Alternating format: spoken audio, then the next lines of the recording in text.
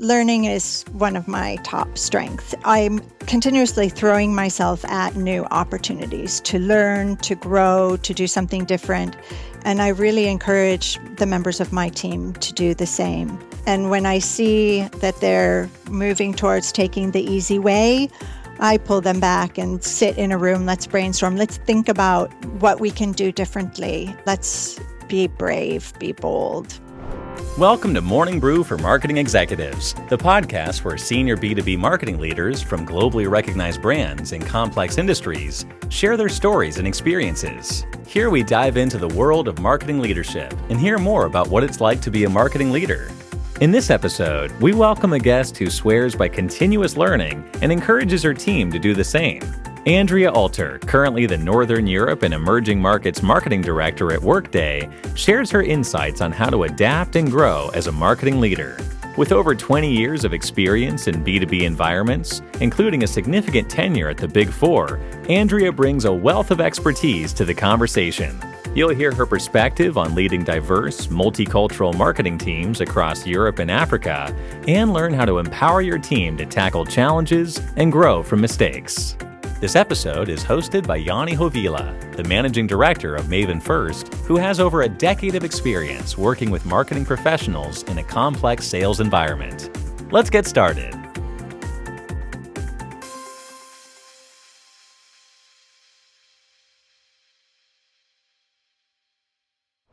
Hello, Andrea. How are you today? I'm doing great. How are you? I'm doing great. It's almost summer season. We are recording Yeah. this end of June, so it's not yet as warm as I would hope, but we are getting there. We're getting there. Yeah, weather God is giving us glimpses of summer, but we're really not there yet. Stockholm is really on and off. Definitely, it's same here in Finland. But have to ask, typical before summer season starts, is your work already kind of ready and all finished, or are you still have something to leave to in August or July? Oh, it's never finished now, is it? So no, I will leave with a load of things to come back to. I have luckily my team is taking their breaks at various times during the summer because we're all in different places around Europe and Africa. But I will also be picking up a couple things while I'm away. So, but that's the role, and I love it. So Comes with the territory, so to say. it sure does. It sure Just does. give our listeners a little bit of background information. Can you give a brief introduction? Who is Andrea? How did you end up your current role at Workday? And a little bit, maybe, I'm not sure if Workday is for all our listeners, if they're familiar with. So a little bit of background. Who are you, where you come from, and why you are here today? Sure. Maybe I'll start with the easy part. So, I'm Andrea Alter. I'm an American. I have lived in Europe for 31 years now. So probably not so American anymore. Though when we do intercultural workshops in my team, we're always reminded that my team has an American manager. But I joined Workday 2.5 years ago. I joined originally to head up the Nordic marketing team, field marketing. And what Workday does, for those who do not know, we're a SaaS software company. So software as a service. We are the first cloud-based HCM, HR, human capital management, and finance solution. So we're really like the Rolls-Royce of this industry. And we are growing quite fast. It's an American company based out of Pleasanton, California. The founders had also founded Oracle PeopleSoft. We have a really, really fascinating background. And I mean, our mission is just to make everybody's workdays better. So, and I have to say that I am a Workday user, as we all are at Workday, and it's really fun. So Salesforce for HRM, all the people capital management. Would that make a good kind of comparison in a sense? Yeah, when you compare with, I mean, Salesforce was like the first cloud-based software solution. So yeah, you can compare it to that. Salesforce and Workday have a really big collaboration. We're their customer, they're our customer. So there's a lot of integrations and ways of working together. So yeah, it's quite similar. Completely different way of selling, a different market, of course. And Workday is a very complex sales cycle. Yeah. So my team is focused on field marketing. So we are really the boots on the ground for the sales function. We are there to build pipeline and help to progress the pipeline. So, having this understanding of sales is really important. It totally is. So before starting to work first in the Nordic markets in Workday, am I right? Yeah, And now adding that very similar emerging markets, am I right? that's right. So last year, I was promoted after a year and a half. I was promoted to manage the Nordics, Benelux, South Africa, and then open up the Polish market and paving the way to Central and Eastern Europe. And now we will be working our way and opening in the GCC countries. So my region is expanding every 6 months, it feels like, and my team is growing and becoming more and more diverse. So it's very, very exciting times. Definitely, it sounds like that. And you can almost say it's half of the Europe almost, and a little bit of Africa as well. So Yeah. it's eager to jump to what's on your desk right now with that level of accountability and then maybe a little bit different markets as well. So how would Yeah. you describe it, or where would you start? Where would I start? Oh my God. I mean, it's very much a strategic focus, looking at where we should be, what we should be doing, very much the why, using data, understanding what is behind the data that we have. I mean, being in this, I mean, Workday has a ton of data, and then being a huge user of Salesforce and all of those tools, we have access to so much. So it's really understanding and helping my team to understand, what does the data tell us, or what do we see with the health of our business? How can we help to improve the health of the business? Where do we need to focus? What priorities do we need to push more or let go of to really make sure that we are enabling the right leads to come in, making sure that we're always doing the right thing to help build pipeline. We're a big, big region, and I have a very small team. So we're small and we're mighty. In Poland and in South Africa, I have one person in each country. So they really have to be this Swiss Army knife. And then in the Nordics and Benelux, we have more people, but it's really coaching the team, coaching even the people leaders inside my team on where to put the most effort, where to focus, how to explain what we're doing, why we're doing it with sales, and how to ensure that we have, this alignment with our sales teams. Yeah. Because if we're not aligned with sales, then we won't be doing the right things at all. When you started describing that there's one person in charge of the Polish market as an example, that kind of helps and enables the alignment with that field sales as well. Yes. So it's good to hear. You mentioned American, 30 years Yes. in Europe, and mentioned Maybe I Big can go Four. back. Yeah, and Big Four as well. Yeah. Just briefly on your background on that aspect. Yeah, sure. So, I grew up in California. I went to university in Michigan and I got a degree in French literature uh, mm, and international economics, because my guidance counselor or my mentor at university said, Andrea, you really have to have something that's a little bit more practical if you're going to get a job. And I went, I don't care. All I want to do is move away. I want to move to Europe. So that was my goal.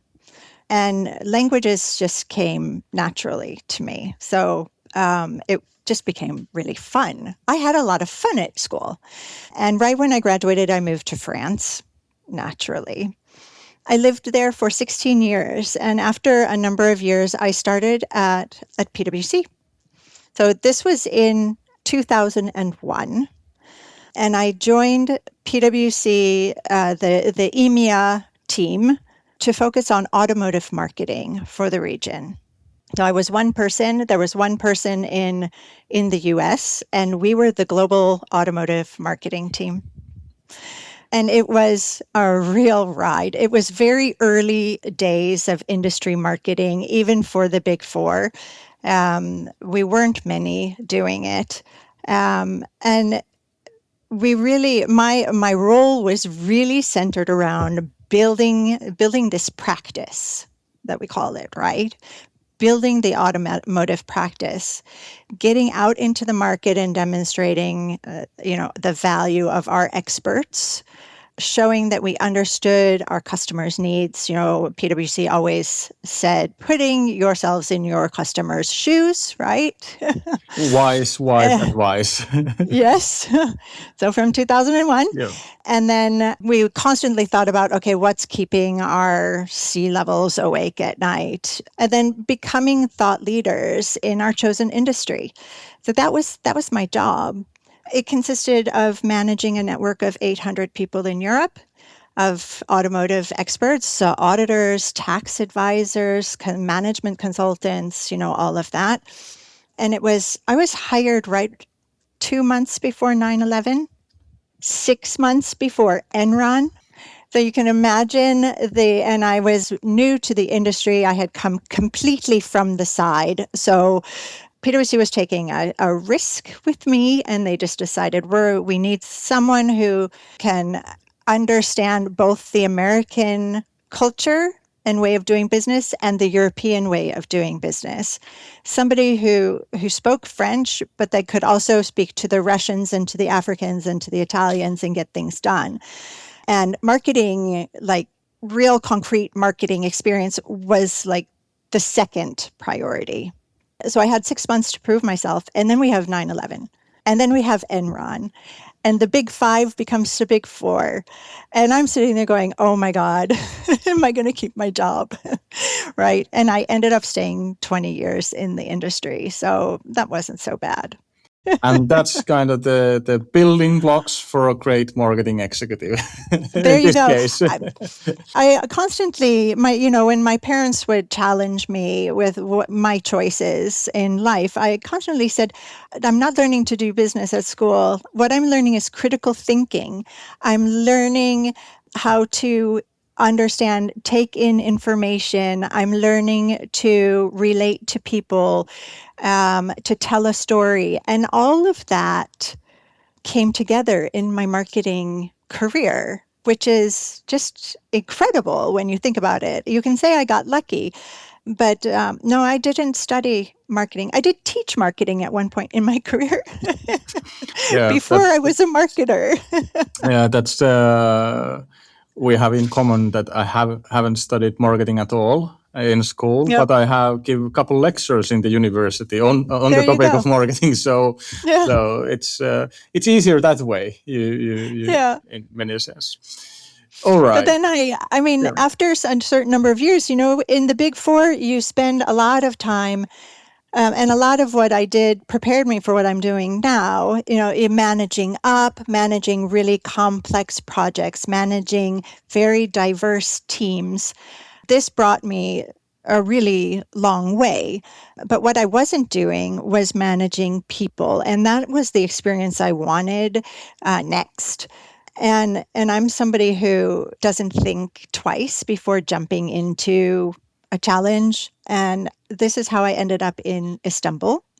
So I moved with PwC to Istanbul to take on the leadership of the marketing, communications, events, business development, and localization team.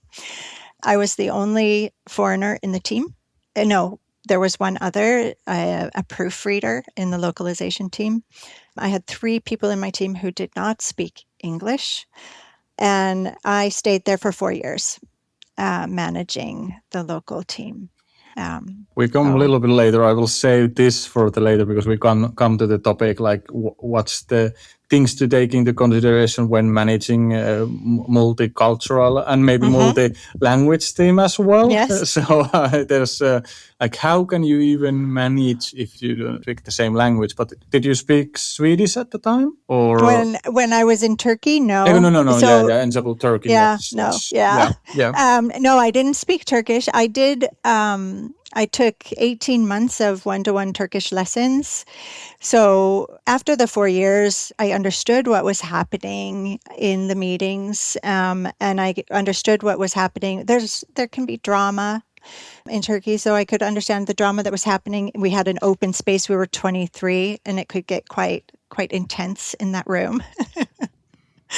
But my Turkish was, yeah, less than wonderful. And then when I moved to Sweden with my partner who's Swedish, who I met in Istanbul. And I left my career there and basically started not over, but almost. Um, and with the language as well. So I had to learn Swedish.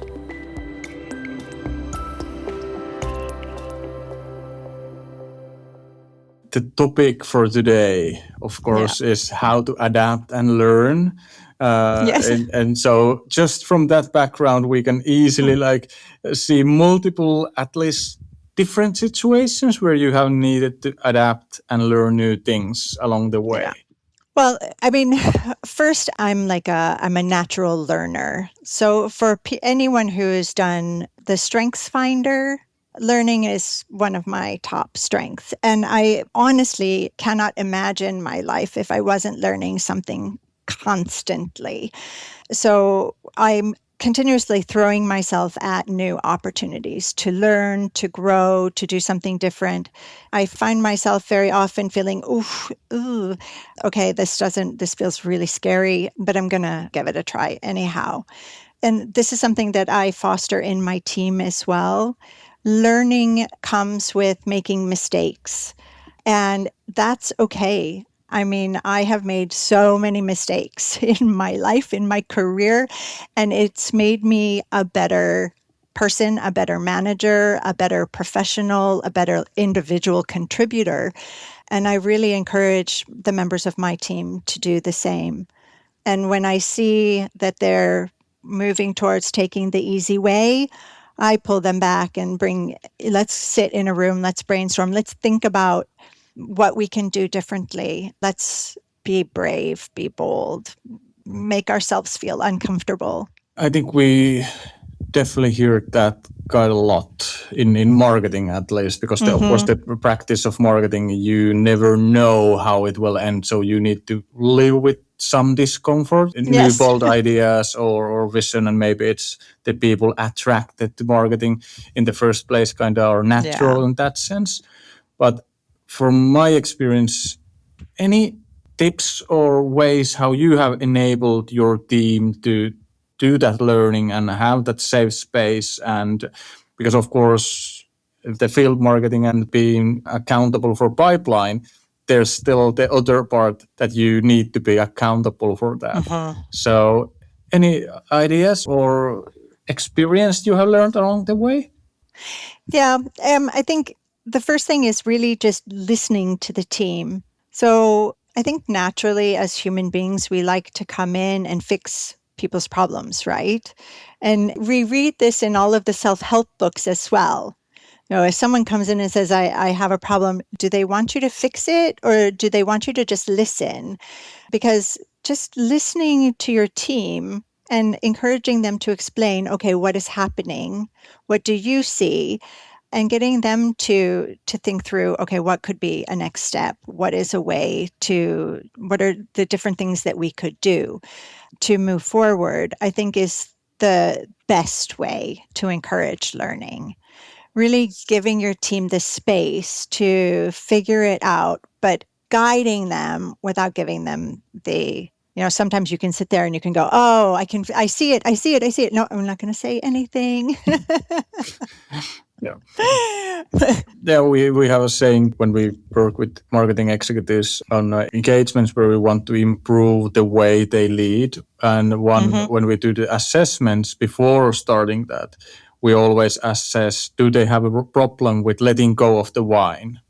So can they really delegate accountability, or are they actually kind of almost a messenger or central traffic controller almost for the team, that everything needs to go and be approved? So you can describe that from a little bit different angle quite nicely, that you need to give the space, and where you describe how to handle when they come with the problem. It's more Yeah. about coaching the problem solving than actually the other way around, that giving the answer in that sense. So What I like to do, and I mean, teams who are used to being managed and not being led, I mean, it's a big difference. They're not used to being given this space, right? So you're told that these are your priorities, is this is what I would like to see you do, and this is what I want you to put as your goals. And, but what I like to do is say, okay, this is what the business expects from us. What is your plan going to be? And let them go away and think about it. And what do you need to make this happen? What do you need in terms of monetary resources, people resources, time, whatever it is? And then we work through it together. I like to give the budget responsibility to my team. And when you make a mistake, we've been coached to celebrate mistakes at Workday. So what was your best mistake? Or, but, we don't necessarily celebrate our mistakes all of the time, but we do know that, here's a project we did. This is what didn't go well, and this is what I will do next time. Or scrap that, we're going to do something completely different. And that's okay with me too, because we tried. how do you balance still the need to perform? I want to give accountability. I want to push accountability down, so to say, give that empowerment through. This is where we want to go, as you mentioned, the leading and managing the difference there. But how do you still make sure we hit those performance targets, or what's expected, or kind of Yeah. the balancing act when you see things maybe go wrong? So how you balance that? So, being in Workday and in the tech world now, after 20 years in an industry where we didn't have KPIs for marketing, where we barely had CRM and data to tell us what was happening, to now working in an industry where we have everything at our fingertips. We have our KPIs, our OKRs. We know exactly how many MQLs we need, how many stage one opportunities we need to bring in per quarter. So we kind of balance what we're doing. We're constantly thinking about what can we do that's just always on and always working for us, always bringing in the leads naturally. And then everything else we add on, we can experiment with. So if we do a local event, is it a third party event? Is it a Workday led event? Who is our target audience? What are we trying to get out of this? What is our MQL goal for this event? And what is the follow up going to look like? And then, we can experiment because we have the always on working for us in the background. Yeah. That's a very interesting point, because I think you mentioned one luxury item. Not many of your colleagues in different industries, you probably know this as well based on your background, that your expectations for marketing and you as a leader are very clear. So you kind of Yes. have the luxury of that, and then that actually gives you room to experiment and get those big risk, big reward, or high reward things in the mix as Yes. well. Yes. because of course we work only in the complex industries and let's say industrial companies, or we work with the big four companies. Hmm. That's typically lacking, or the I new didn't have marketing. any of that. Yeah. Yeah. I mean, for 20 years, and I led the marketing team in Turkey for 4 years. I led the marketing team in Sweden for a number of years and didn't have really goals. We were constantly told, do more, prioritize, right? Spend less money, but we want digital. So it was constantly conflicting. We were constantly trying to figure out what is the right thing to do. And we always had to go with our gut. So I got really good at gut feeling marketing and gut feeling goals and results because we didn't really know. But we looked for those wins inside of the projects that we did in the Big Four.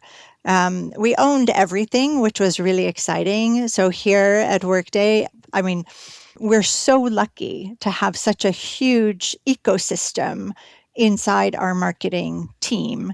The field marketers aren't alone. We have the digital marketers, the social media, we have the content, we have the PR, we have marketing automation. We have everything for us. We just need to know how to optimize all of our channels to do the right thing to create results. And, one day they'll say, okay, now we really need to focus on the C-level relationships. I mean, we know that, C-level relationships, that's really a long-term thing. So we won't be getting S1s right away. That'll come in a couple of years. But if we can influence them now to think about us, then, that's a win too. So it's a balance of where you put your effort and your budget as well.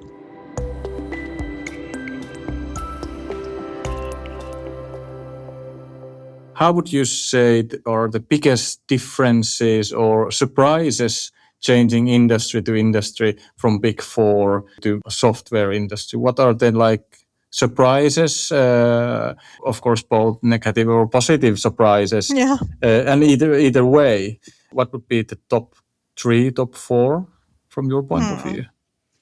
My biggest learning was really around the data and learning how to interpret what I was seeing. I think because I spent so long without that. So I think that was my biggest learning. I wasn't surprised about it. I think what was surprising was the actual volume of data that we have. Then the positive surprise, and I knew I was moving from the professional services where, the salespeople were also the experts and they were also the people doing the projects. So they weren't necessarily salespeople. We spent so many years talking about, the different paths to partnership and things like that. And I sat in leadership groups around that. You have the technical path, you have the sales path, but everyone is an expert. And moving into an industry where I worked with salespeople and we're actually selling. We have sales systems, we have our forecast calls, we have S1 calls, we have, all of this, and we have a whole ecosystem built around sales that the Big Four doesn't have or doesn't use. They do it in a different way, of course. As a marketer in the Big Four, you'll get involved in proposals. I mean, I did. I became a solution selling coach from Turkey and then in Sweden. So I'm a certified trainer for Miller Hyman, and it's a funny thing as a marketer being And a very, solution very selling good coach. skill to have now. It's a great skill to have. Yeah. So, it came with me to Workday as a field marketing manager where I could help my team to understand what the sales teams were dealing with. Because in our industry, the marketers, they don't say the sales guys, they say my AE, my account executive. So they feel really attached to their sales counterparts for the patch that they're working on. So would it be, large enterprise or an industry or small and medium growth companies or whatever it is. it's my salesperson. I'm here to help that person. So what is the salesperson? What are their challenges? One thing that I find really, really interesting is, Workday relies on partnerships, of course, for implementation, for transformation consulting, and things like that. But not very often do my workmates, sales workmates, understand what the consulting companies do or how they operate. So I see myself very often stepping in and explaining, which is really, really useful as well. It took me many, many years to find a manager who was willing to take the chance and who was willing to see the transferable skills between this high pace, high tech company and the consulting companies. But there's a lot of overlap in the skills that you build because they're both very, very complex Definitely. industries. Definitely. And I think the biggest surprise for many of my colleagues who get to the first engagement with any professional service firm is how much it actually affects when you are really partner led. That all budgetary decisions are, I'm a little bit exaggerating here, but they are basically a decision: do I make a remodel in my kitchen, or do I give this marketing It people this money? And it's usually goes to the kitchen. yeah. Or do I upgrade my car Yeah. or go for a holiday? So it's Yeah. kind of how it affects all things. I mean, like in the Big Four, we used to talk very often about the carrot and the stick, right? And because there were all the processes, but nobody really followed them, that you had certain people who were doing really, really good selling, and then others who performed less well.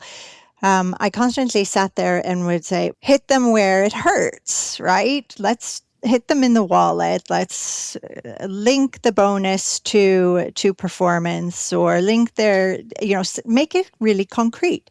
Where, I mean, me in marketing, we didn't have anything concrete when it came to pay raises. It was, oh yeah, we like marketing. Okay, they're going to get raises this year. Oh no, we didn't like marketing this year. But where in the tech industry and in corporations, especially listed companies that aren't partnerships, you have systems, you have KPIs, everything is linked, and you know that if you don't do your job, you're not going to get paid. And what I absolutely love with this is that everyone has the same goal. We all are going in the same strategic direction. We all know where we're going, and that way we help each other rather than the partnership model where one partner wants one thing, one partner wants another.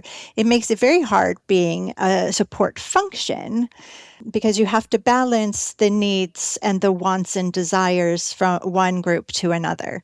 It's like the louder the person is, the more they get served. Where in the tech company, we just go and we're all going in the same direction. Every once in a while, we'll try something for a small group.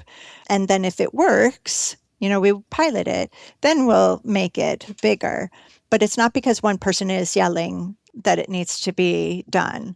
It's because there's a consensus that maybe we should give this a try. Yeah.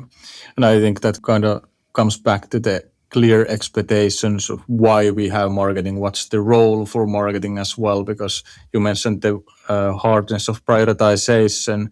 And it's not only for professional service firms, in different industries as well. And typically in complex industries, complex sale environment, marketing is kind of under-resourced as well. So we kind of need to prioritize, or it's not a good tactic to share our resources for each small piece of the pie. So it's hard to balance in that sense. Yes. We also have to balance, Of now, course. but we try to make sure that everything is covered, at least, through the digital marketing Yeah. channels. Yeah, and I think So, every marketing team with the biggest budget and biggest FTEs used could always do more. So I think that's also one thing and for we the should clear always do expectation. less. Yeah, that's always good to remember as well. Just kind of have to ask, if you now would take not the people, but the processes and way of working to, let's say, some no-name professional service firm. Do you believe that it would be unfair competitive advantage if you take kind of the way of working? Because this is always a question we ask our clients, like how to build that competitive advantage through marketing, not that we support our competitive advantage. Do you believe that if taking this way of working, this very organized, data-oriented, clear roles, same aligned goals, would that be a competitive advantage to Oh, professional for service? sure. It would for sure. And I mean, I don't not all firms are functioning the same, Yeah. right? You have Yeah. different ones, and it depends on what region you're in and what firm it is. And some are much more advanced than others.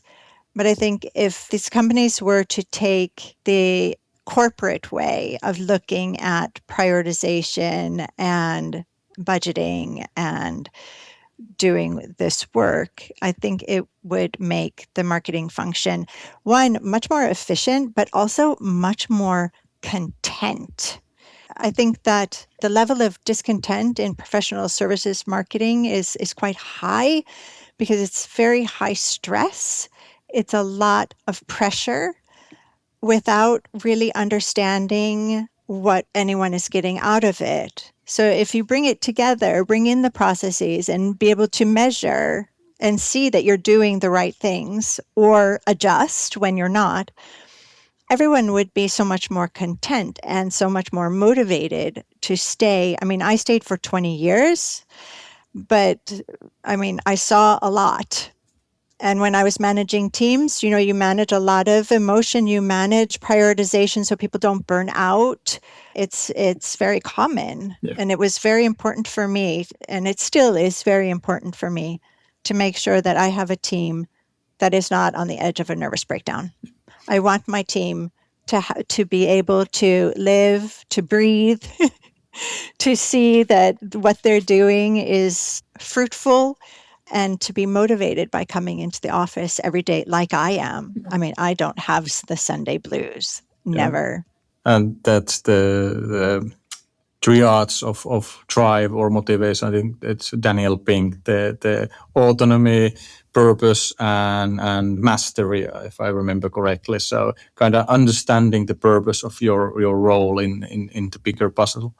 And that, I mean, to understand the purpose of your role, you have to know what your role is.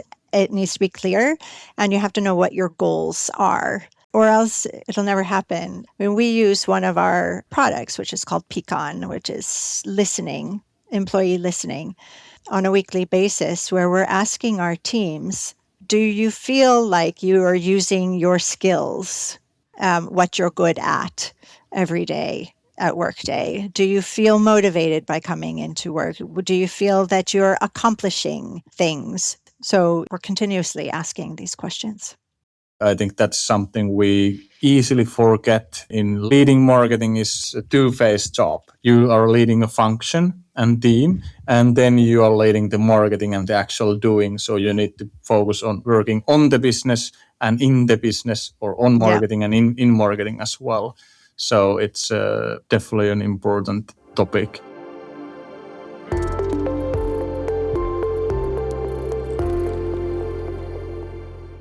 Taking the leading part and your background leading multicultural and very multicultural organizations and different cultures, different languages, nationalities. Now again back where we started.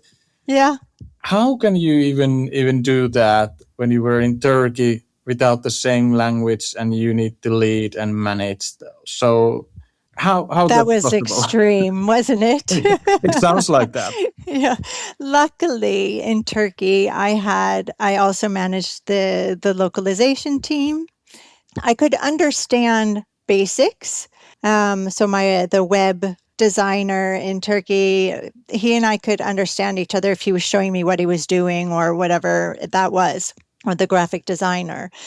But if I wanted to have performance talk with that person or have a career check-in, then I would bring a translator to the meeting with me so that we made sure that the conversation was fruitful for everyone. And that was hard also because you're bringing in a third person into a situation that is really, really sensitive. So you have to make sure that person is comfortable with the translator that you choose, that the translator will be doing the job in a very independent, truthful manner, you can say. So really building the trust was important. And I think when I moved to Turkey, I didn't realize how long it was going to take to build the trust of my team, but also the trust of my leadership, because I was the outsider, right? It took quite some time, but once you build the trust, you can get anything done.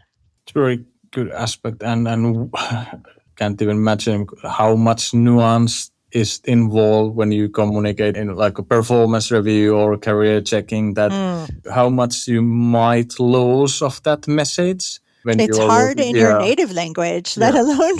yeah, yeah. So just.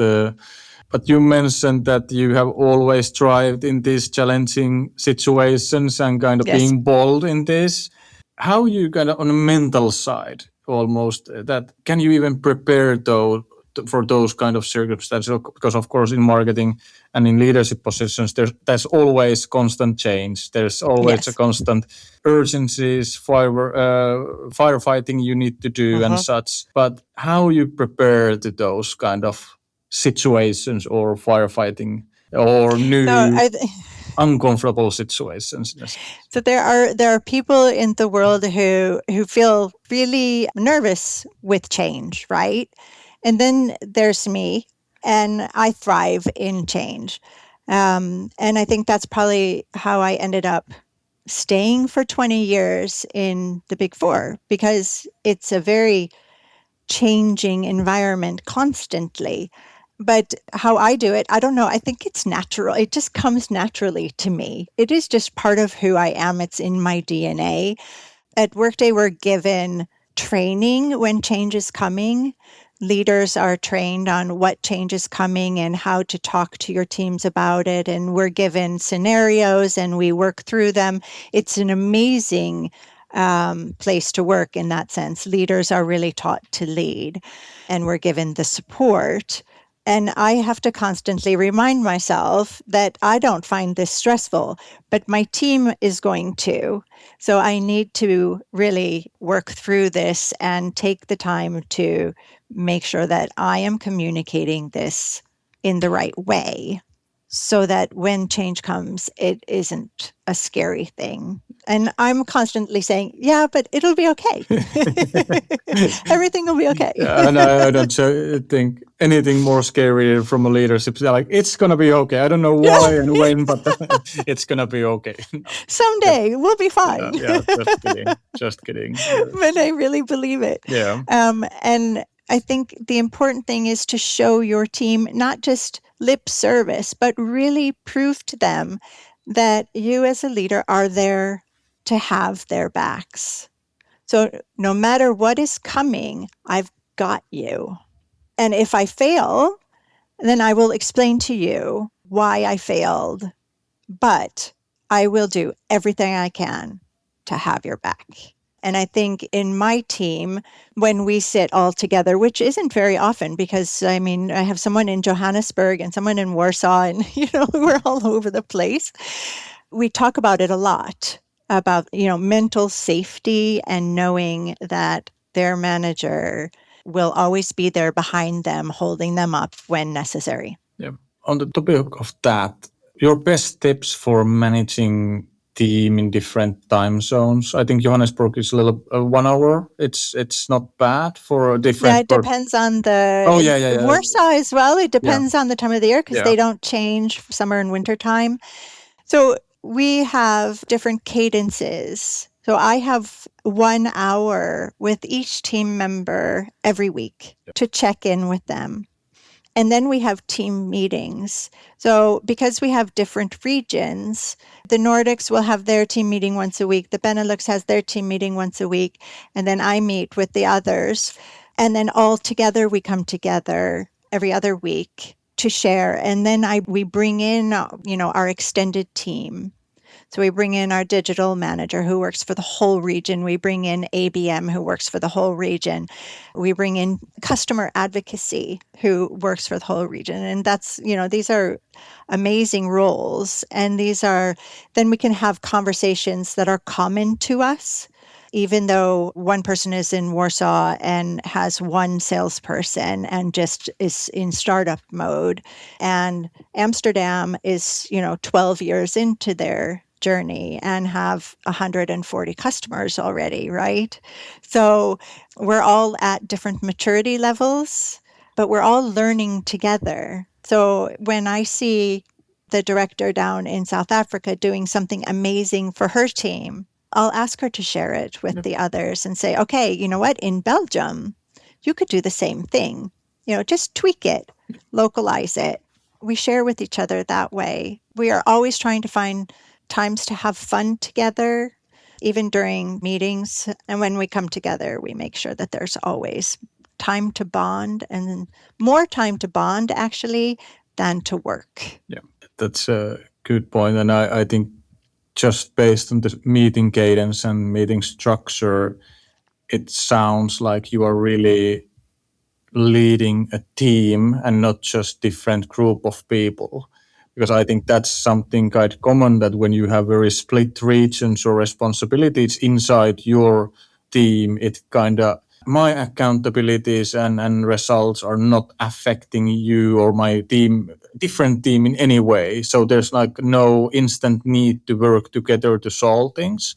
And it needs a very strong leader to then bridge from a group of people to actually a team that cares about it, even if it's not directly linked to me. So I think that cadence and structure is very well designed in that manner as well. In that manner, Yeah. it helps. Yeah. It's not perfect, Of of course, course. nothing is. Nothing is perfect, but it does help. And you can always, I tend to create either a task force. So I'll say, okay, I want 4 people from my 12-person team to work on the path forward with digital, or I want somebody to take on this industry and share with the others what's coming. Yeah. So we try to split responsibilities a little bit. And being a small team with a lot of things that we have to focus on, because we have to focus on brand, we have to focus on demand, we have to focus on persona. So who are we marketing to? We have to focus on segment, industry. So it's a lot of different things. So you can get quite lost in all of the noise as well, because each of these areas has also groups and meeting cadences, and so we try to split responsibilities and share the burden a little bit.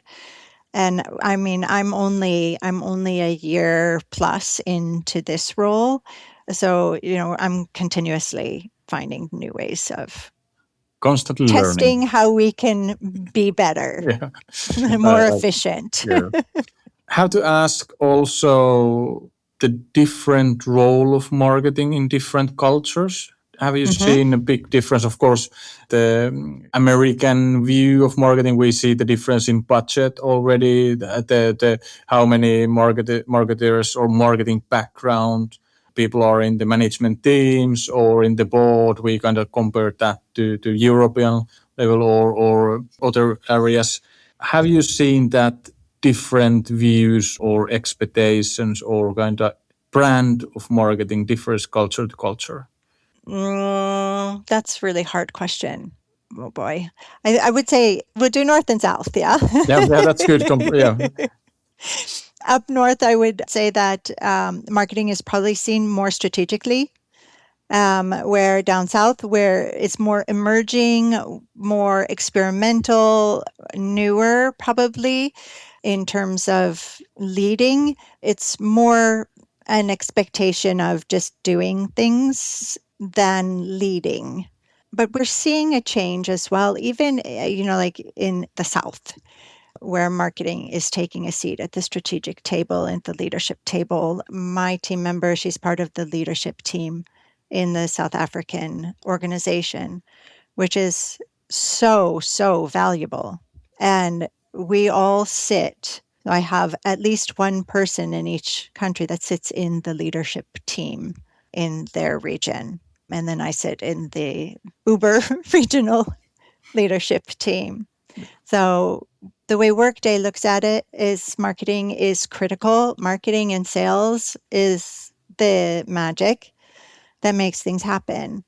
And I mean, it just makes me so happy. It makes me happy every day.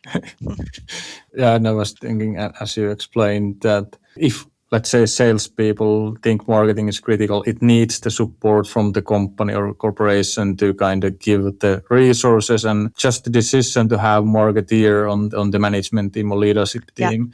It's a huge decision, not the norm in many complex B2B companies. No, So it's no, it's not. yeah.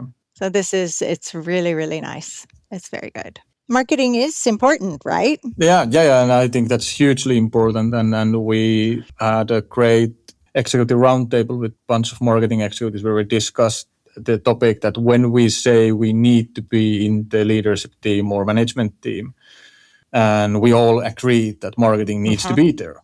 Yeah. But it was way harder to discuss why. Because if we say we need to be there, we need to be able to say what is left out if we are not there, and kind of building almost a business case. So it was very Yeah. interesting topic to share I'm sad I ideas. missed that one. Oh yeah. But we will. That's evergreen topic. Yeah, I think. good. I think actually it's on a long list for our listeners as well. I think in Stockholm Roundtable it's either Q4 or Q1 next year, but I think it's on the long list, like how to Okay, work great. as part of the leadership team and how to build the bridge to get there if you're not yet there. So it's kind of mixing that topic.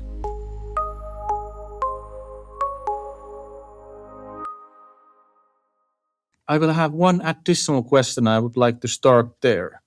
What would be your couple books you would recommend all your marketing executive colleagues to read, no matter if they're French literature or not? Books. Oh, goodness. One book is Storytelling with Data. I think that's an amazing, amazing book to really learn how to take the information you have and turn it into a story that resonates with sales, because that's what we need to do.